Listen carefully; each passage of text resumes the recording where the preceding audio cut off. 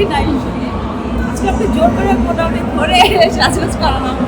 আরও ব্যাপার হলো যে আমি ফার্স্ট টাইম পারফর্ম করতেছি স্টেজে। আমি এর আগে কখনো পারফর্ম করি নাই, তো আমি অনেক এক্সাইটেড, প্লাস আমি নার্ভাস অনেক বেশি। এই যে এখন আপাতত কয়েকদিন তো আমি রিহার্সেল অ্যান্ড এভরিথিং সব কিছু মিলিয়ে একটু ব্যস্ত ছিলাম। নাটক ব্যস্ত বড় থামার কিন্তু জানি না, বাট আমাদের এখন কোথায় আপনারা সবাই জানেন যে আগের মতো গত বছর যেভাবে কাজ হচ্ছিল এই বছর যেভাবে কাজের মানে কন্টিনিউশনটা নাই। তো হোপফুলি আর 4-6 মাস পর কাজের গতিটা আবারও বাড়বে।